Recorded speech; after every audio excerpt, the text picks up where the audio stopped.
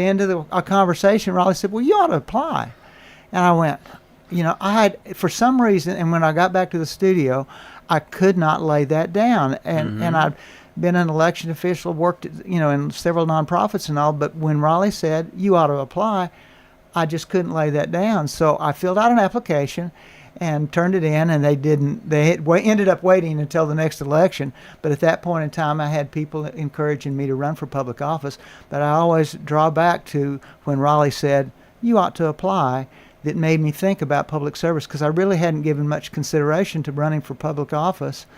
Didn't think I was capable, or that was an open door for me. But when Raleigh said that, I couldn't lay that down. Wow. And you're saying when you're at a very, very hot city council meeting, the agenda is totally loaded with huge controversy, and you say, Raleigh, what did you get me into? Somehow, now I know why my ears burn at certain times now. Down a council meeting. I am extremely and will always be grateful for Raleigh and the relationship that our families have had over the years. They're just special people, and they care about the customers that they have, and they care about the relationship they've had to this community. And we're just fortunate to have lots of businesses that are like that in our downtown. Not only businesses that are worried and have to meet the bottom line, but care about the lives of the people that they serve and are engaged in the lives of the people that they serve. And that's what's special about our downtown community, is that it is a community within a community. If we go back... We'll get Raleigh. Go ahead. Something on Bill, and something. This will be true confession. He has thanked me, but one of the things I've been impressed by on Bill, watching him, he puts his name out to run for council. Did it this last time? Had no fundraisers. Didn't put out any signs, and it shows you the type of person Bill Shackley is that he ran no campaign. But yet he came in with the second highest vote total just because of people who have known him for so many years. And hearing earlier on the show, somebody mentioned this is now your 50th year of coaching baseball. Yeah, I think Gloria that's right. mentioned that earlier. But I mean, just the kind of person you are and your family, that's how much respect you have. Well, Raleigh, in the city. That's terrific. You're very kind. Can we ask you, Bill, what's your win-loss record? Well, I'm not sure I remember my win-loss record, but and that is such a great opportunity coaching Little League. And there's so many people in our community that do that with soccer and basketball and baseball and all. I think sometimes those people that volunteer to work with youth sports don't get enough recognition for what they're doing, because they're really creating the next generation of people. Because sports gives you an opportunity, and I just love the game of baseball because it gives you an opportunity to pour values into young people, and not every place that you do and go and gives you that opportunity, but it's still a great place to pour values into young people and let them see practical lessons in living. Is there a way you could say something to the Braves? Well, at that point in level, there's a lot of things, NIL and professional sports, and where that has kind of gotten off track to some degree. I think we may have to reset some of those values, because, like I say, it is what we have allowed it to become. And anyway, we're kind of getting off track. No, we never get off track. I got you. Okay, I just didn't want to chase a rabbit. We're like a good railroad. We're always on track. I got you. I got you. When did you actually join the family store, Raleigh? You recall? I started working there probably when I was 14 now. Wow. Probably close to 50. This will be 50 years now, because at that time, I believe in a non-agricultural setting, that 14 was as young as you could work, but I was around the hardware store probably all of my life, and have memories when I was probably 4 or 5 going up there, just hanging around. And you have to be an expert on every item in inventory, I'm assuming. And I don't know what your inventory size is, but you have to be an expert on whether it's a nail, whether it's a hammer, whether it's a saw, and to know its potential, know its value. You have to you have to know a lot about a lot of different areas, and I have been asked on things that I had no clue on, that I had to kind of tell people, this is not what our normal. Well, I would imagine area. you have a PhD. That's a that's a doctorate in hardware development. There you go. Well, PhD. Bill, do you recall, and I should have researched this and I should know this, but do you recall roughly what the population of Murfreesboro was 40 years ago? Probably 20 or 30,000. Do you know? No, I was like, oh, that's a tough question. I would say probably Sorry, 20 or but- 30,000. Okay, Yeah, something and like look that. at 'Cause now, what, 170? 160 to 70. But it's still a small town just with many people in it. But that's, I think, that's because of organizations like Main Street and those, and our downtown community that has kind of committed itself. When those malls and shopping centers were drawing people out of the core of communities, they were dying, the downtown communities. And you can still go around to some of the communities. I was traveling some small cities not too long ago, and the downtowns are non-existent. So the intentional idea that we have a heart of our community and we need to value that, not only the economic vitality of our downtown, but the aesthetic beauty of our downtown. It has a draw, and I think our government and our people and the downtown business communities are committed to the viability of our downtown, the long-term sustainability of life downtown. And when we have events like our market, when we have events like our concerts, that we come to our downtown and it feels like Mayberry. I mean, we see people that we know in our neighborhoods. We connect with each other in a way, relationally with each other. It really fosters that network of feeling smaller, even though we're a big and growing community. So I think, and it's organizations like Main Street that have allowed us to have those opportunities to feel like a small town, even though we're a very big town. After the break, Sarah, most hopefully you can share some of the upcoming events and activities Sure. before we continue back on Proud of Our Past and Confident of Our Future. Amen.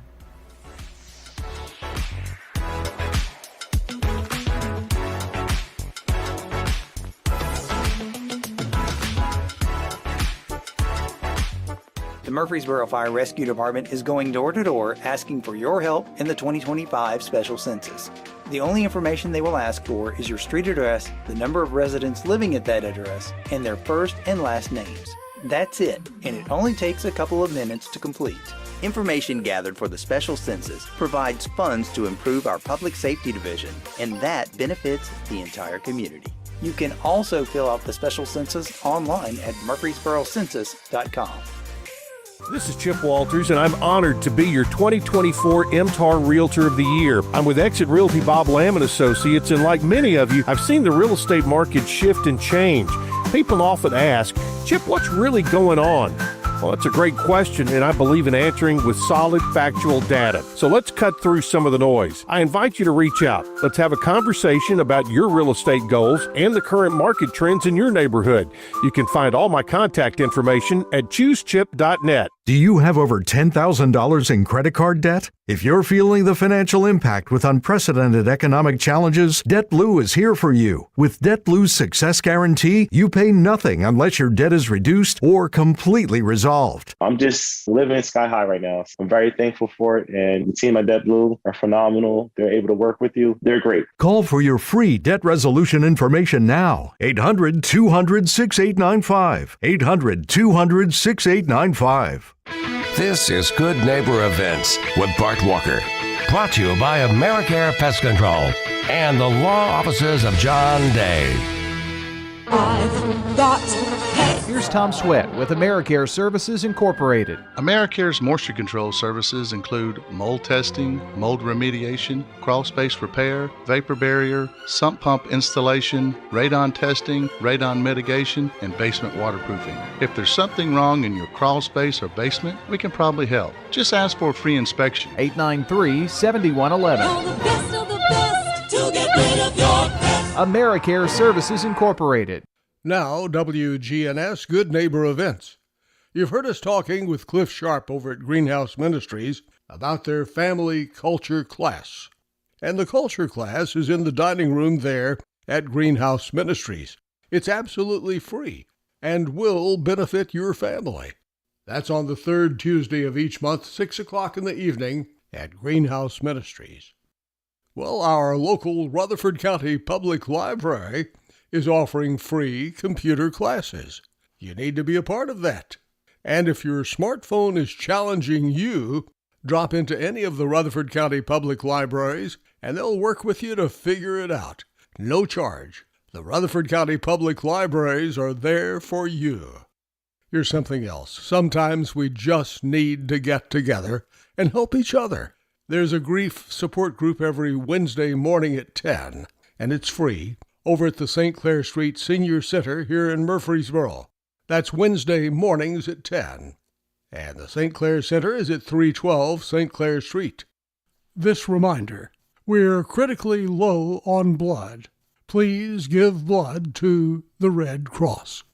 Those are WGNS Good Neighbor events. Rutherford weather.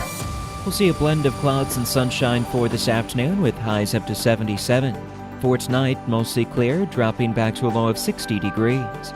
I'm meteorologist Michael Caron, News Radio WGNS. Right now, it's 54. Middle Tennessee Electric is proud to bring you the 24th Annual Earth Day celebration Saturday, April 26, 10 to 2 on the Square.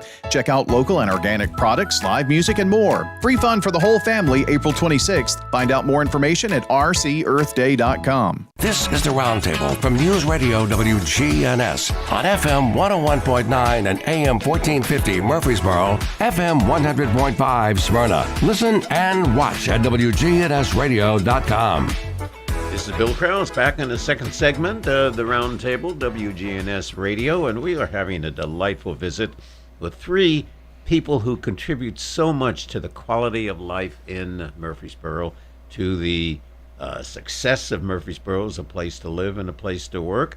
We certainly have our Vice Mayor, Bill Shacklet, who is here as a long time resident and business person, and Raleigh Holden, who owns the Holden Hardware.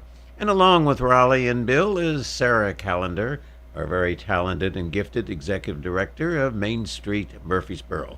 Sarah, before we go back on history, back on the present, and back on the future of downtown Murfreesboro, what's coming up within the organization? You always have wonderful events that draws people to be very happy. Well, with the spring weather comes the Saturday market. So we're excited to kick that off the first Saturday in May. Okay. And it runs May through October every Saturday morning from 8 to 12 around the historic Rutherford County Courthouse. We've got over 75 vendors that set up in the inner lane of the courthouse. So it's free parking. We've got 2 great parking garages right off of the square. And just walk over and enjoy some fresh produce and You have a fruit. particular item or items that you personally like to buy there? Oh, every Saturday I get sourdough bread from a goat farm. I get, oh, really? They got your goat? Oh, we've got goat farms, and we've got lettuce, and I get all my produce and stuff. So I love it. It's kind of like a little micro ecosystem of our downtown, as Bill and Raleigh were talking about, getting to know your customers. These vendors are all located in Middle Tennessee, and you get to know them. You know where your food comes from, and so it's just a good feeling of supporting local farmers. And everything's fresh, and you know it wasn't on a supply chain that yeah. came 2,000 to 5,000 miles. They picked it on Thursday, stayed up all night. Besides Friday night. produce, what are some of the other things? We've got everything. We have artisans. We have, you have to make, bake, or grow your own product. So it can't be like a resold thing. There's a small percentage of some vegetables and fruits that aren't in season that we allow the farmers to bring in from like Georgia or out of state, but it's less than 20% of what they're selling. So there's everything you could think of, from tinctures that are made for like home remedies, mosquito repellent, things like that, just crazy stuff, to artwork, plants, right, all kinds of food. So the mosquitoes stay away from Murfreesboro on Saturday morning. Well, if everybody buys that product and puts it on their skin. Wow. Yeah, it's fun, and we always have a local musician just playing background music. So it takes me back to what probably the downtown was like a long time ago, where there wasn't such a, now it's like maybe a transactional feeling of you have to hurry and come get something and then get back in your car and go somewhere else. This is an experience, and that's the whole point of the market. It's to create a sense of place in our downtown, to bring people. We've got people from other counties that come to the market, and they park and then they stay for a couple of hours. They walk around the market and then they walk around the square, and they are exposed to the small businesses that are located here that they might not have known about. So that's the whole reason we do it. How many of the restaurants are open, if not early, at least during the morning, that people can make it as a destination place? All of our breakfast restaurants are open. We've got, I would guess over 5 or 6 coffee within the downtown, coffee, breakfast places, and then lunch, of course. So See a lot of people walking with a mug of coffee. Oh, yeah. A coffee and a dog. And a dog. We've got lots of dogs. So the dogs are on leashes. And they're all enjoying the farmer's market. Yeah. Wow. And lots of kids. Now, let's get back to the history of downtown Murfreesboro. How did it come about? What were some of the initial challenges? What were agenda items in terms of challenges in the early days that Raleigh and Bill were serving on the board? Talk about downtown Murfreesboro, when it began, how it officially began, its structure of beginning, because the federal government, if I recall right, it was encouraging creations of downtown groups and so forth. Yeah. So how did it begin, and what was some of the liveliness of it? Well, the challenge was that our infrastructure, as it ages, was crumbling. And I think at that particular time, there were kind of the perfect storm where the malls and shopping centers were driving businesses off of the downtown or the core areas of communities. But while that downtown area's aesthetic nature was deteriorating, and people didn't want to be in the downtown. You had to walk across crumbling sidewalks, or all kinds of issues were happening in our downtown.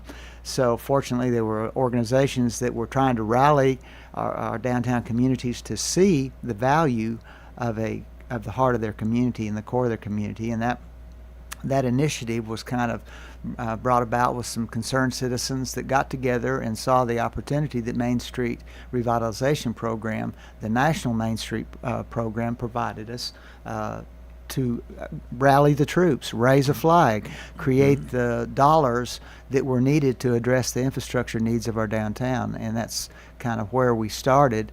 And we're celebrating 40 years of that. It's hard to believe that 40 years ago this started, because I remember when it started and it was almost like herding cats. I hate to use that analogy that's used so often, but all of us were independent business. Everybody was an independent business, and to get them to see the need of the improvement of something that wasn't their necessary, their sphere, their business, investing in our downtown was needed, and that was important. Was that part of Raleigh's motivation to you to run for office? You'll have to ask Raleigh. I don't know. I don't know about that. I don't know, but it worked. The neat thing about Murfreesboro has always been the people.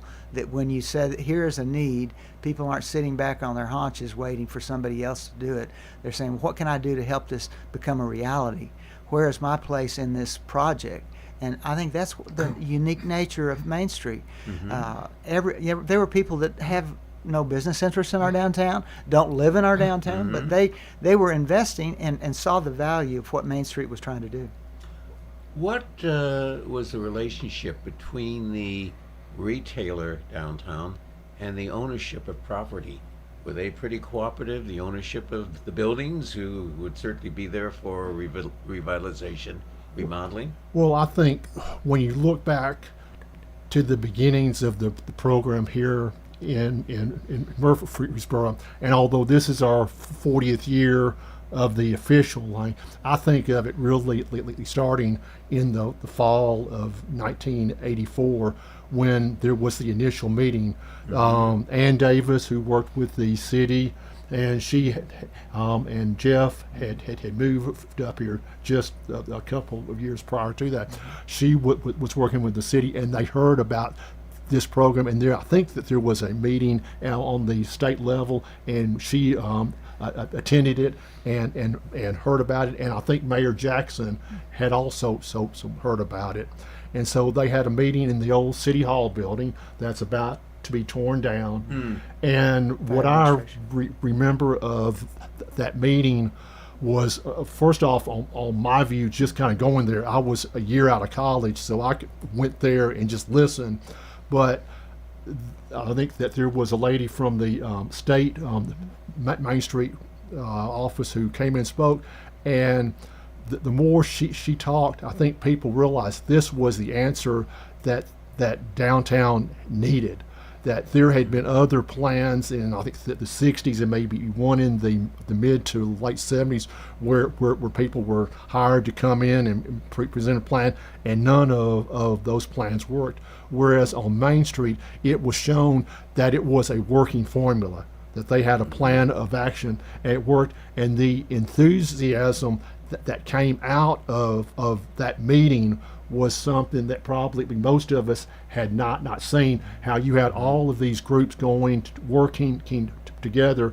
And as Ann has talked about, they had, at that time of the meeting, I think they had 2 weeks to apply for the next group of Main Street programs in this state, and I think Ann had said she would take care of it from her end on doing out the paperwork, but I believe they had to raise $70,000, and 2 or 3 downtown businessmen came up and said, we'll take the lead and raise.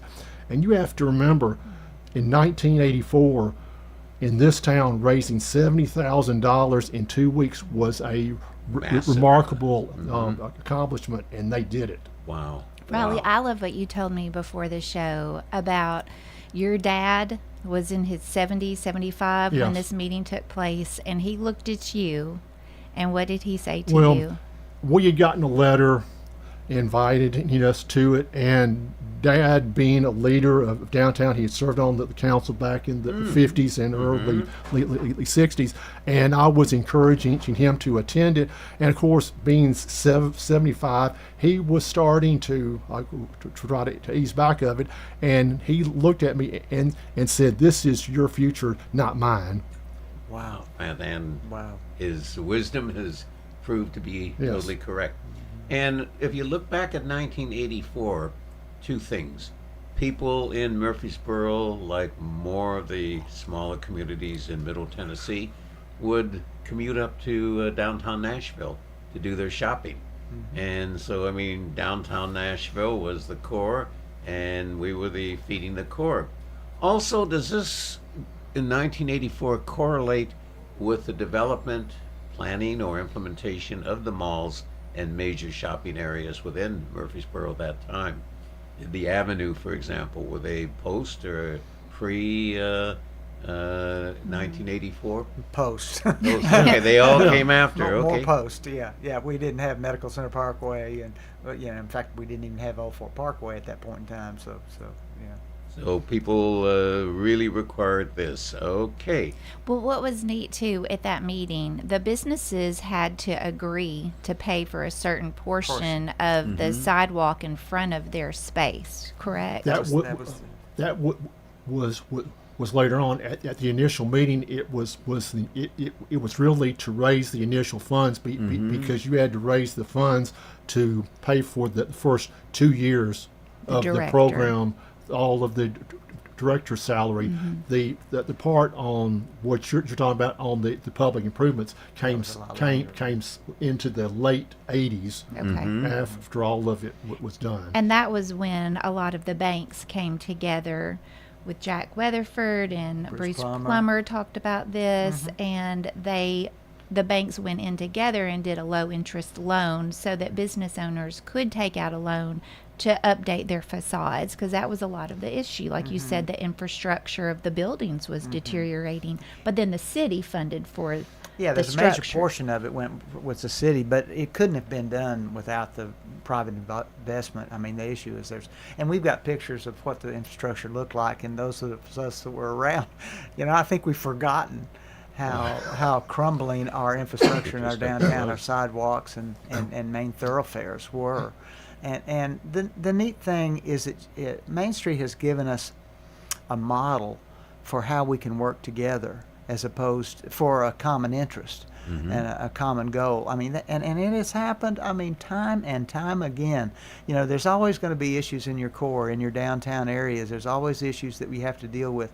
And I think what Main Street has provided, the governments, we need a voice for our downtown. They go find Sarah and the downtown community, business community, to get the voice of the downtown as we're making some of these decisions, some of the decisions that are being made by developers in a downtown. What is the voice? What is the perspective? Design guidelines? What are the things that need to be addressed where we have the voice of the community? And Main Street has been that organization that has raised the flag and said, "Are we ready to salute it? And what are your thoughts as to what we need in our downtown?" And we're just fortunate to have that organization. Everybody, our community, our businesses, and our government institutions to have an organization like Main Street to be able to give us the voice of our downtown. At what point in those early days, 40 years ago, did individuals have a dream, had the idea if they had a magic wand to transform downtown Murfreesboro into something that has never been thought of before, seen before, experienced before?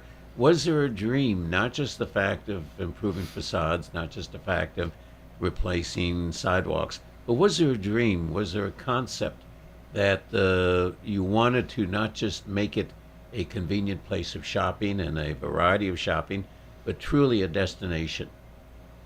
Well, dreams are realized one day at a time, Correct. 1 hour at a time.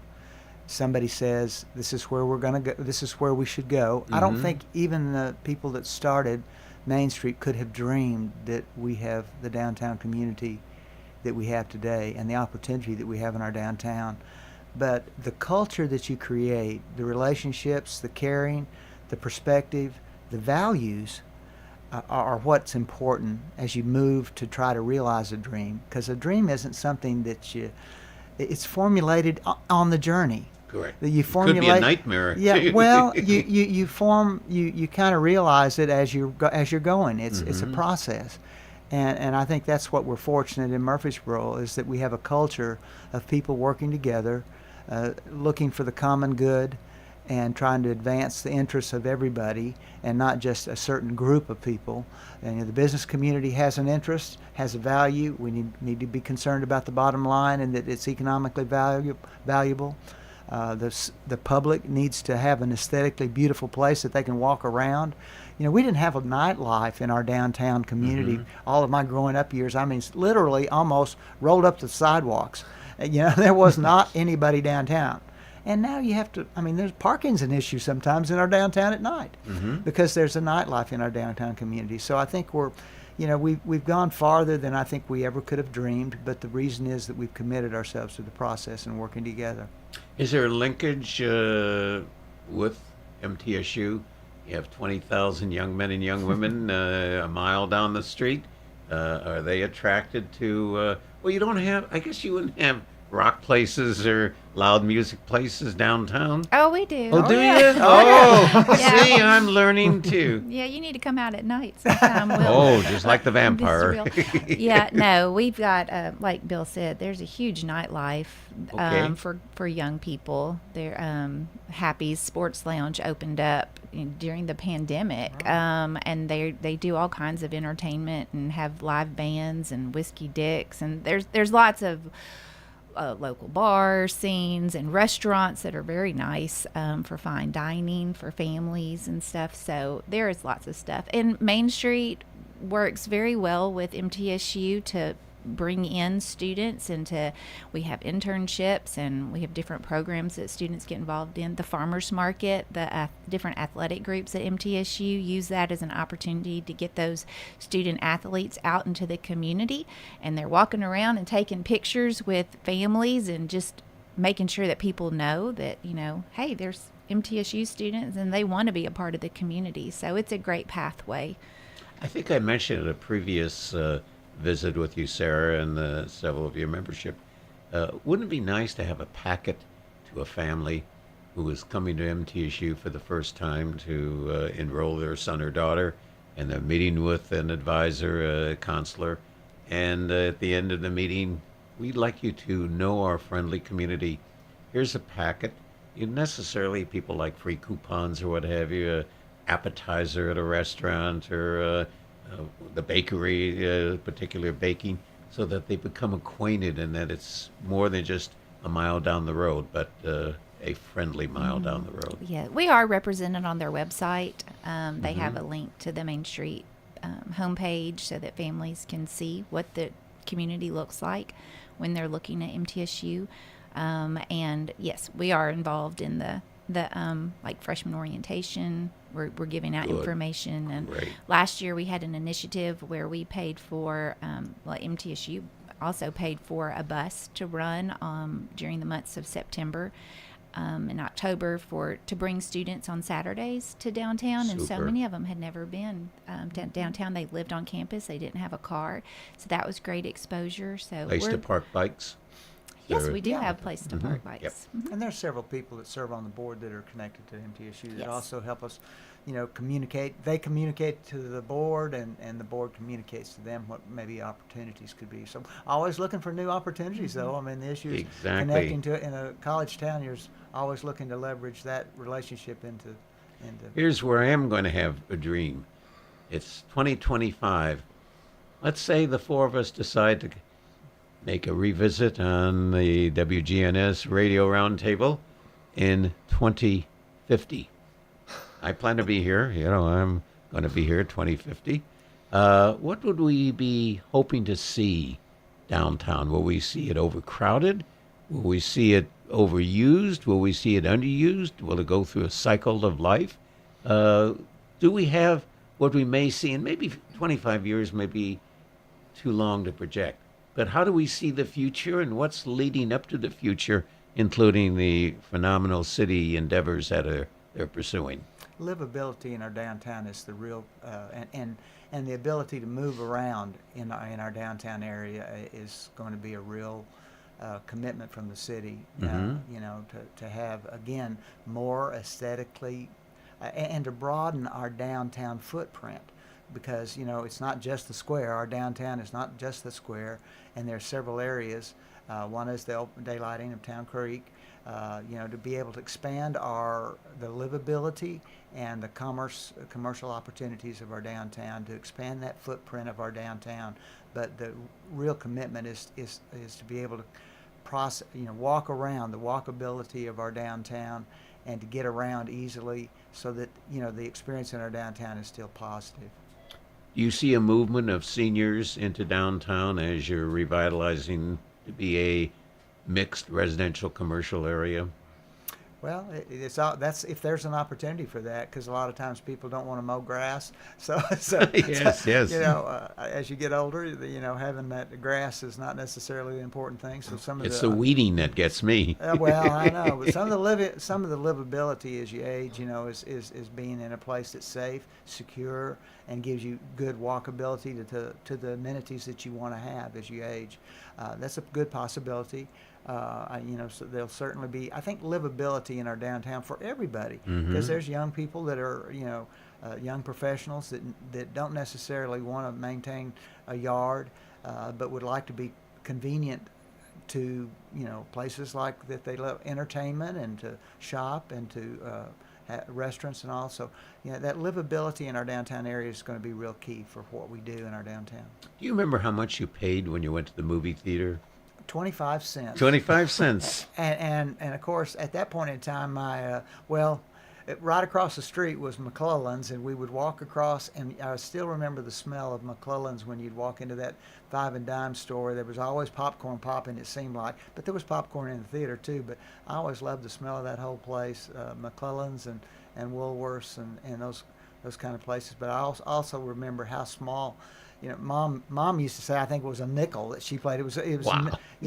For going to the theater. So I think that's always, you realize you're getting old when you start mentioning prices for certain things, and Yes. kids' eyes go wild because you realize, wait a minute, I have lived a long time. But then you were 14 years old, Raleigh, at the hardware store. I'm assuming you were paid? Yes. Remember what you were paid?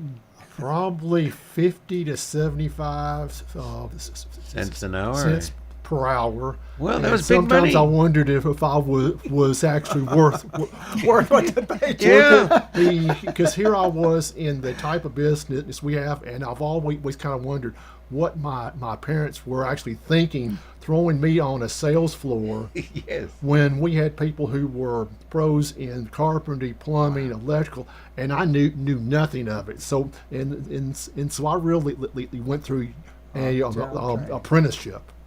Wow. And you learn quickly. That's an issue for both of you in terms of dealing with the field you're in. Photography, equipment.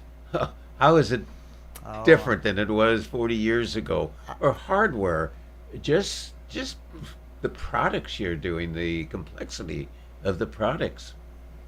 Yeah, I started working in the 3rd grade with Dad. He always said it was How much were you paid? $1.50 a week.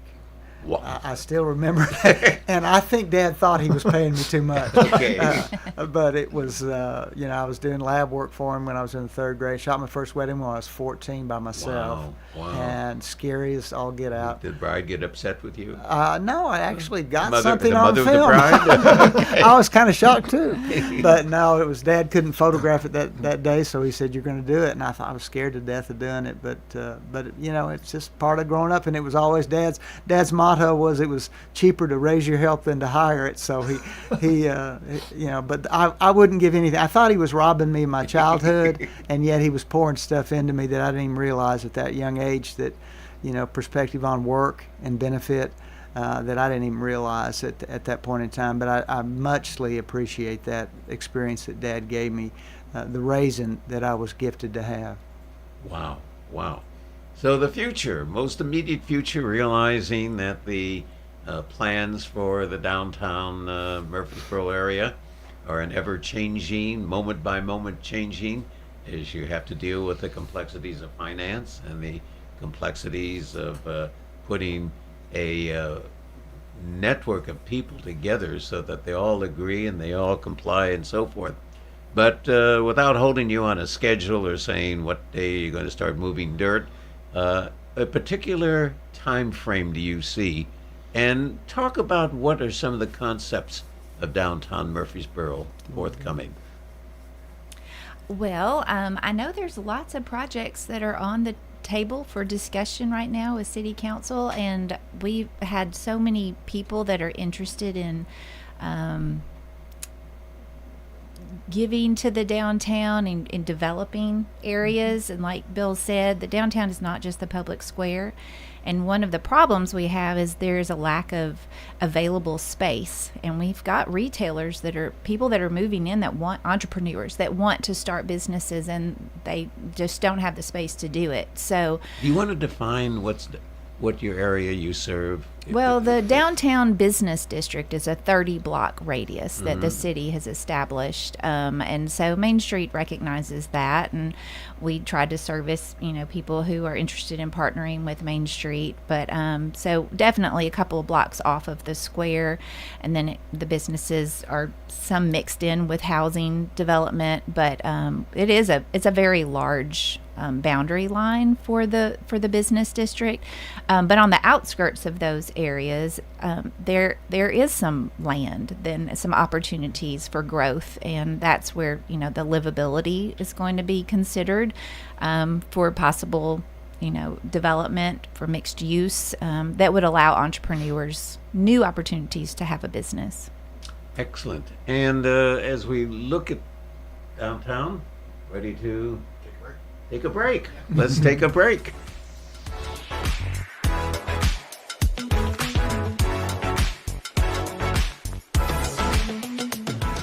The Murfreesboro Fire Rescue Department is going door to door asking for your help in the 2025 special census. The only information they will ask for is your street address, the number of residents living at that address, and their first and last names. That's it, and it only takes a couple of minutes to complete. Information gathered for the special census provides funds to improve our public safety division, and that benefits the entire community. You can also fill out the special census online at murfreesborocensus.com. Bring spring to your door with Target Circle 360. Get all you need for Easter hosting, spring get-togethers, and more with unlimited same-day delivery through Target Circle 360. From Easter basket goodies to fresh florals, getting everything the same day is easy. Open the Target app and bring the magic of the season to your door with unlimited same-day delivery through Target Circle 360. Visit target.com/circle or the Target app for more details. Subscription required. Same-day delivery is subject to terms. Applies to orders over $35. Murfreesboro firefighters are going door to door to ensure that everyone is counted in the special census. Every resident means more funding for roads, schools, and emergency services. Up to $3.5 million more each year. So don't wait. Fill out the mailer you received or visit murfreesborocensus.com. That's murfreesborocensus.com. Every name matters, including yours. Help us help Murfreesboro. Fill out your special census form today. murfreesborocensus.com. If you want to get some barbecue, I'll tell you how to do it. Head for the Slick Pig and you're into it. Just walk through the door at 1920 East Main and your nose will send a message right to your brain. Say, smells good. And barbecue. Slick Pig.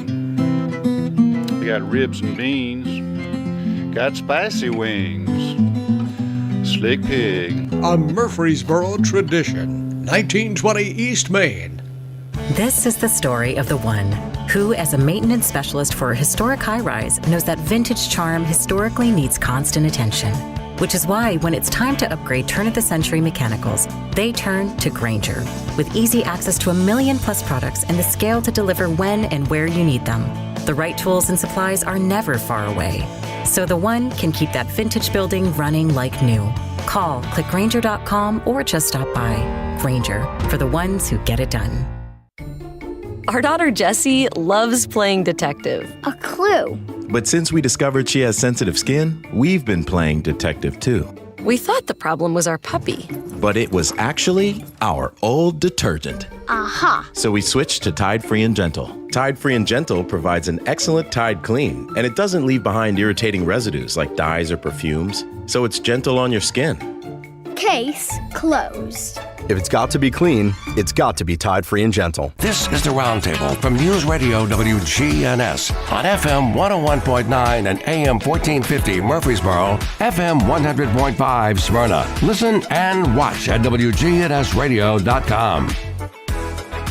This is Bill Krau's final segment of the WGNS Radio Roundtable. And Sarah, let me have you do some concluding comments about the downtown Murfreesboro and how you see the future. How many on the board, I should probably ask at this point? We've got 21 members, and they represent city, county government, MTSU, the chamber, local businesses, and local property owners. I do have to make the comment is how local government, both city and county, play a huge role just in the physical layout of downtown Murfreesboro. I mean, when you take a look at the city facilities and the county facilities, court facilities, and so forth, they are a major contributor to the economic vitality. They are. They represent the most employees downtown, city and county government, probably county government for sure. But, looking back in the past and seeing staples in our downtown that has saved us, I think advocates through Main Street and just through the community that advocated for the courthouse to not be torn down, for funding to go to restore that. We've got one of the oldest 5 courthouses in the state of Tennessee. Wow. So we're very fortunate to have that, and there's a museum in there now, which is a great place to come and bring your family and bring out-of-towners to learn about the history of Rutherford County. So the Main Street program is only as active as it is because of collaboration with the city and county government and other partners like local businesses and people that live here. That's the only reason it has thrived for 40 years. So everything we do is in partnership with the city and the county government. And so we're excited to celebrate 40 years this year. And in doing that, we're trying to remember our past. And one thing we got to do was create an award called Stood the Test of Time Award, and we recognized 13 businesses that have stayed within their industry, whether they've passed it down to family or sold it. Maybe their location has changed, but they've all stayed within that historic boundary. And all three represented here, WGNS and Holden Hardware and Shacklett's Photography, were part of those award recipients. I think the oldest business that we recognized was Pastime Barbershop. They'd opened in 1904, but 13 businesses from 1904 to 1970s was the last one that was recognized. I always like to think of pictures, and the picture I'm thinking of is if you put all the hair that was cut since 1904 into a container, how much hair would be in the container? Oh my goodness. That's an interesting one. That'd be a good trivia question. Well, you say hair today, gone tomorrow. There you go. Oh, Bill. Oh, Bill. That's a dad joke. I have to ask Bill a question before we continue the remaining moments. And I have this every Christmas with my wonderful, lovely daughter. She has a delightful family of 4 children, and she has 3 big dogs. And every time Christmas, she always gets a family portrait, a family photo. I said, Jennifer, why don't you also include the dogs? Do you encourage families to have the dog in a family picture? The dog's part of the family. It is, but sometimes that dog can be a challenge. Yes. But we had, 2 cats, a dog, a 2-year-old and a 4-year-old, and I can remember that sitting because we were trying for an hour and a half, and thank goodness for digital technology because we actually created the photo that was never a photo. It was hard to get everybody looking at the camera, Yes. much less having a good picture. So we took pictures. I said, you pick out the picture that you like the best, and I'll put it together. So I actually put together a photograph that was never taken, where everybody was looking. It turned out just fine, and they were all happy. But that's sometimes how you're grateful for digital technology. Sarah, thank you so much for bringing these 2 wonderful gentlemen, milestones in the city of Murfreesboro, equally important beacons of the future, They are. hope of the future, inspiration of the future.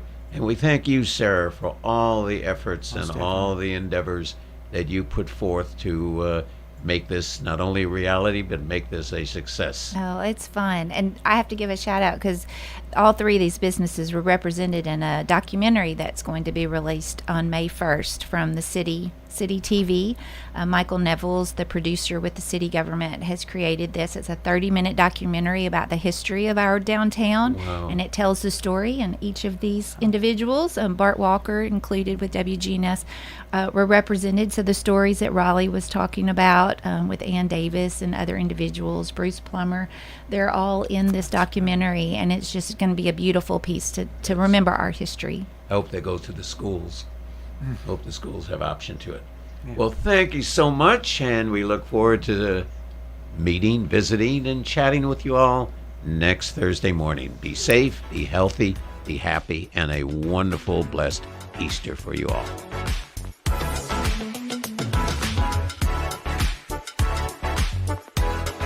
WGNS, Murfreesboro, Smyrna.